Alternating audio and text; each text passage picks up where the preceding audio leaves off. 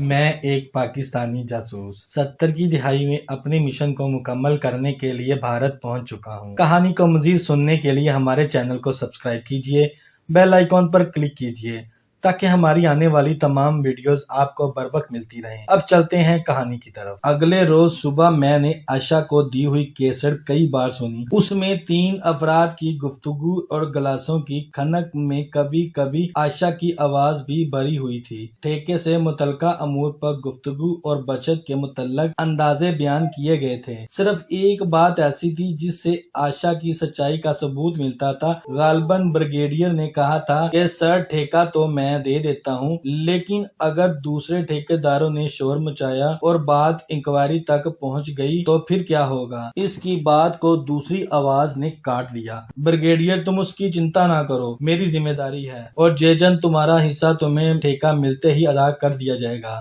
میری تو جیجن کے ساتھ حصہ داری ہے، اور جب تک ٹھیکے کا تمام کام مکمل نہیں ہو جاتا مجھے منافع کا حصہ نہیں ملے گا۔ یہ غالباً منسٹر صاحب بریگیڈیئر کو تسلی دے رہے تھے۔ ہمارے لیے یہ کیسٹ کارآمد ثابت ہو سکتی ہے، لیکن اس کے لیے عائشہ کا تعاون ضروری تھا۔ اگر وہ ہمیں ٹھیکے کی تمام تفصیلات مہیا کر سکتی تو پھر جیچن کے علاوہ بریگیڈیئر اور منسٹر کو بھی ہم قابو کر سکتے تھے۔ میں نے سوچا کہ اس معاملے میں عائشہ سے آئندہ پیر یا منگل کو فون پر بات کروں گا۔ پیر کے دن مجھے پاکستانی کانٹیکٹ سے بھی ملنا تھا اور اس کے بعد ہی عائشہ کو فون کر سکتا تھا۔ مجھے ٹھیکے کے معاملے میں جلدی نہیں تھی کیونکہ یہ ابھی ابتدائی مراحل میں تھا۔ ٹھیک 2 بجے میں گولچہ سینما چلا گیا۔ اس سینما میں مشہور بھارتی فلم بوبی نئی ریلیز ہوئی تھی اور سینما شائقین سے کھچا کھچ بھرا ہوا تھا۔ گولچہ سینما کی بلڈنگ میں ایک نہایت ہی اعلیٰ درجے کا ریسٹورینٹ بنا ہوا تھا۔ مجھے یشونت سے وہیں ملنا تھا۔ میں ریسٹورینٹ میں داخل ہوا تو یشونت پہلے سے ہی ٹیبل پر قبضہ جمائے دکھائی دیا۔ کئی قسم کے کھانے اس کے سامنے پڑے تھے۔ آج وہ بہت نکھرا ہوا بھی تھا۔ رسمی الیگ سلیگ کے بعد وہ کہنے لگا، گھر والے تو اکثر دال اور سبزی پکاتے ہیں، میں کبھی کبھار کسی ریسٹورینٹ میں جا کر من پسند کا کھانا کھاتا ہوں، یا پھر شمی کے ہاں اچھا کھانا ملتا ہے۔ میں نے اسے چھیڑتے ہوئے کہا کہ شمی کے ہاں کھانا تو یقیناً تمہیں بھاتا ہی ہوگا، کیونکہ شمی کا ساتھ اسے مزید لذیذ بنا دیتا ہوگا۔ یشونت کچھ جھیپ سا گیا۔ اب چونکہ ہم دونوں دوست بن چکے تھے اس لیے وہ بے تکلفی سے کہنے لگا، شمی رات کو بھی آپ کا پوچھ رہی تھی، کبھی ادھر کا چکر بھی لگا لیں۔ میں نے کہا، یشونت صاحب کیوں اپنے پاؤں پر کلہاڑی مارتے ہو؟ اس بالا خانے میں صرف شمی ہی نمایاں ہے۔ اگر وہاں میں جانے لگا تو پھر آپ کی دال نہیں گلے گی، اور اس کا حسن اور ادائیں تمام تماش بینوں سے صرف روپیہ اینٹھنے کے لیے ہیں۔ جس طرح پیسے کے زور پر پہلے دن میں نے تمام تماش بینوں کو کھسکنے پر مجبور کر دیا تھا، اسی طرح اب میرے وہاں جانے سے آپ کو بھی کھسکنا پڑے گا۔ اسی لیے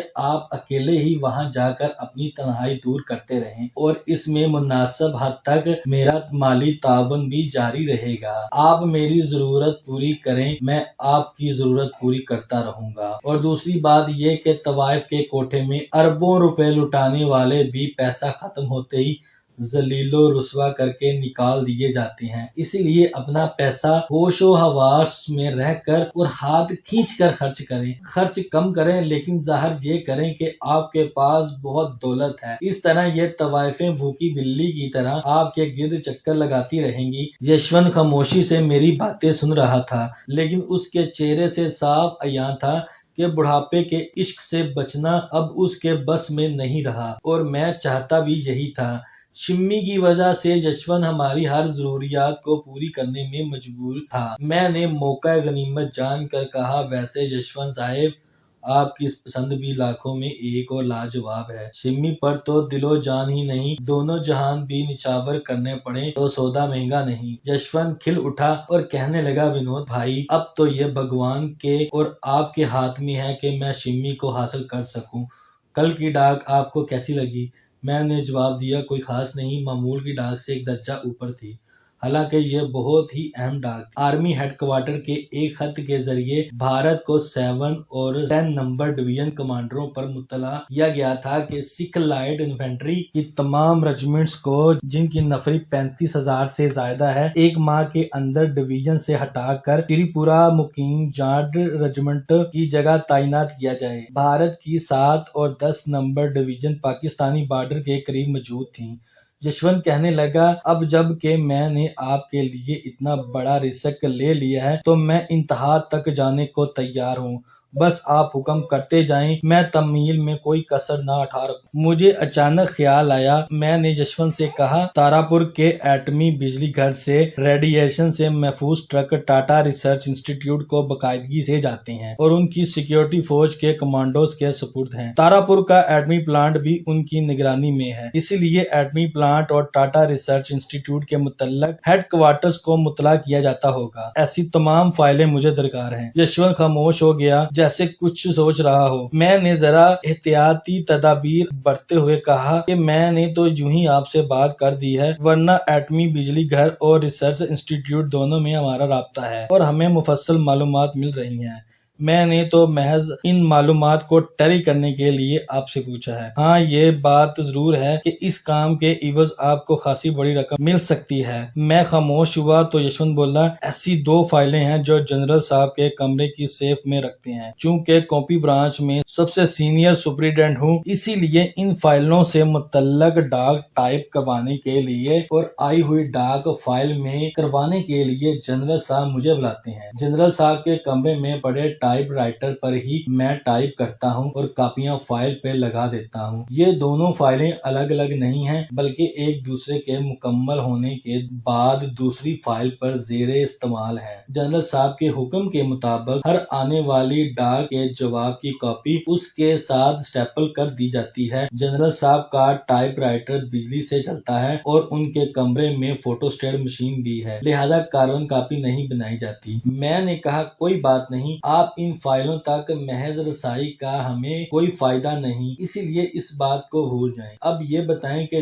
जनरल और ब्रिगेडियर और दूसरे सीनियर अफसरान के दफ्तरों की सफाई कौन कौन से स्वीपर करते हैं? हमें उनकी रद्दी की टोकरियों की जरूरत है। यशवंत फौरी बोला, आपका ये काम भी मैं करवा दूंगा और ऐसे तमाम कागजात आपको मुहैया करा दूंगा। मैंने उसे टोका और कहा, नहीं यशवंत नहीं, दफ्तर में जो काम एक रूटीन से चल रहा है, आपकी मुदाखलत शको शुबा पैदा कर सकती है। आप सिर्फ इन स्वीपर्स के नाम मुझे दे दें और ये स्वीपर्स का काम है, इन्हीं से हम ये काम लेंगे। दूसरा, इस काम का मुआवजा निहायत कलील होगा, जो आपके शान शान नहीं। बड़ा काम और बड़ा मुआवजा जनरल की सेफ में बड़ी फाइलों का हसूल है, जो आपके लिए मुमकिन नहीं। कुछ देर खामोशी के बाद मैंने यशवंत से अगली डाक के मुतल्लक पूछा तो उसने कहा कि आइंदा वो डाक हफ्ते में 2 दिन मंगल और हफ्ते के रोज दिया करेगा। डिलीवरी के लिए दोनों दिन दफ्तर से वापसी पर उसकी गली के बाहर सड़क पर दूध दही की दुकान पर एक जैसे थैलों में तब्दीली के जरिए और डाक की वापसी के लिए मंगल को रात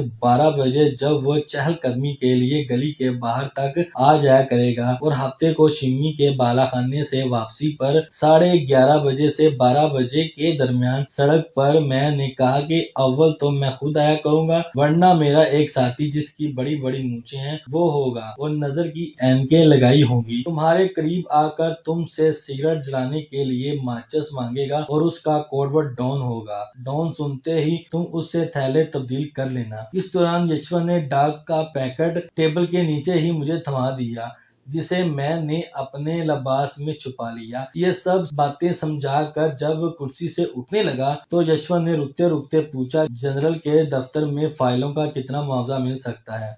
मैंने कहा, यशवंत बाबू, जो काम आप नहीं कर सकते उसके मुतल्लक पूछने का क्या फायदा? आप दोस्त हैं, लेकिन आपको बता देता हूँ, कम अज कम 50,000 रुपया। 50,000 का सुनते ही यशवंत की आंखें फटी की फटी रह गईं।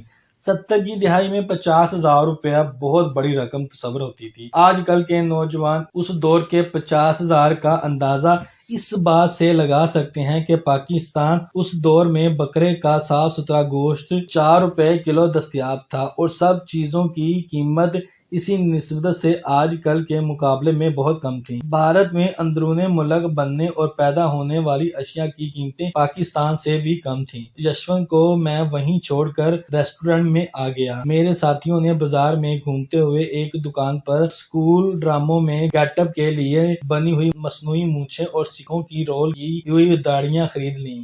انہوں نے یہ محض تفریحاً خریدی تھیں، لیکن میں نے ان سے کام لینے کا فیصلہ کر لیا۔ بال تو ان کے پہلے ہی خاصے بڑے ہوئے تھے۔ میں نے انہیں سکھ طرز کی بندھی بندھائی پگڑیاں بھی خریدنے کا کہا، اور اب میرے چاروں ساتھی کے پاس سکھ گیٹ اپ کا مکمل طریقہ تھا۔ یشونت کے ساتھ رابطے کا میں نے مضبوطی سے پل بنا دیا تھا۔ اب ڈاک لینے اور واپس لوٹانے کا روٹین کام میں انہیں سونپنا چاہتا تھا، کیونکہ میں غیر ارادی طور پر کئی جگہ بائک وقت انوالو ہو چکا تھا اور میرے پاس وقت کی کمی تھی۔ سینما سے نکل کر میں نے چشموں کی دکان پر گیا اور سادہ شیشوں والی 4 اینکیں خرید لیں۔